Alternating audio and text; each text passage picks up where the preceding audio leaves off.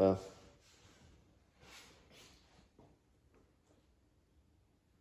three, two, one. Hi, my name is Lori Fair, and tonight I want to share with you my persuasive speech, which is on the COVID-19 vaccine mandate. My purpose is to persuade you that the COVID-19 vaccine mandate is unconstitutional. So my thesis is why the COVID-19 vaccine mandate is unconstitutional. I'm deductive in my reasoning. Number one, the Constitution is clear on what to do during a pandemic. Number two, mandating vaccines infringe upon our civil liberties. Therefore, mandating vaccines is unconstitutional. Recently, I had a conversation after church with a friend who is an RN at a local hospital here in Austin. She was asking me to pray because her employer had stated that she had 15 days to get the COVID-19 vaccine, or that she would be placed on suspended, non-paid leave. After that time, if she still didn't receive the vaccine, she would be fired from her job at the hospital. When the young lady asked about exemptions, her employer told her there were no exemptions for this. The young lady is 7 months pregnant, and they wouldn't even take a medical exemption as a reason for not getting it, much less a religious one. This is an outright attack on our freedom. So a reason to listen to this today is, number one, this is a heated and troubling hot topic in today's world.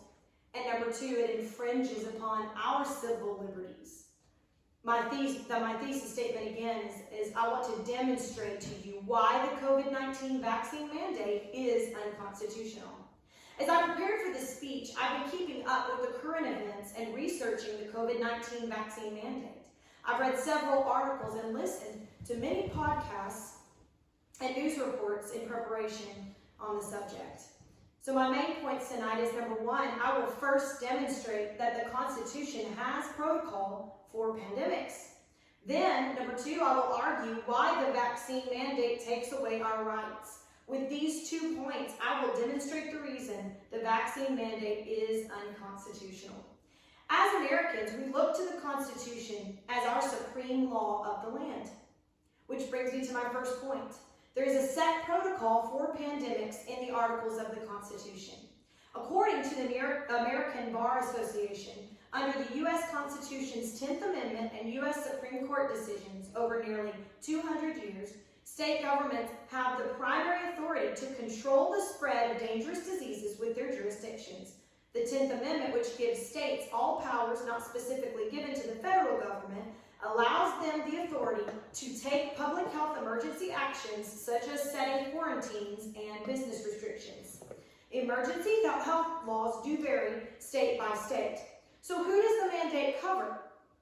As you can see up here on my slide, the mandate covers healthcare workers, long-term care facilities, employers with 100 or more employees, federal employees, and some teachers in the Head Start or the early education programs.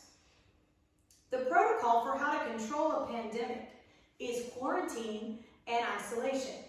John Wu said in his article in the Dallas Morning News, even if the vaccine mandate fell within the OSHA law, the Biden administration's order would still violate fundamental constitutional principles. The Constitution's grant of limited enumerated powers to the national government does not include the right to regulate public health. So keeping in mind that we must abide by the Constitution, this brings me to my next point. The vaccine mandate takes away our rights. The Constitution does give the federal government a role in confronting the pandemic, but that of a supporting actor. Even the Commerce Clause can't alter a defined federal government into a general power to control everyone and everything in the country. Article 1 of the Constitution yields that Congress has the power to tax and spend to provide for the common defense and general welfare of the United States, not mandated. The federal government should advocate the vaccination with persuasion rather than obligation. While I understand that vaccines have been mandatory for many years, there have always been exceptions that have been given for those who have had concerns.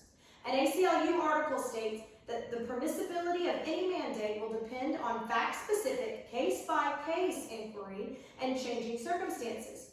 Further, any mandate must ensure that there are accommodation or exemptions in place for those who are unable to be vaccinated for medical reasons. So the lines are being blurred.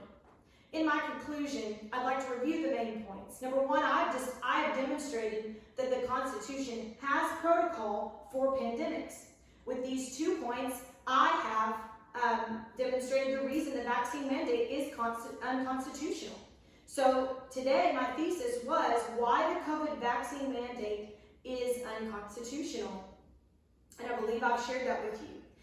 As my friend is worried about her job with the new baby coming and a potential impending discharge at the hospital, all because of a no jab, no job policy, it got me thinking, if this freedom is so easily taken away, what is next? It is our inalienable right to choose.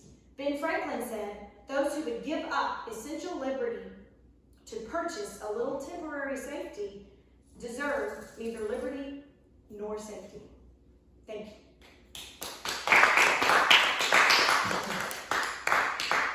Any questions? We choose liberty. Give me liberty. Or give me death. Good job. Did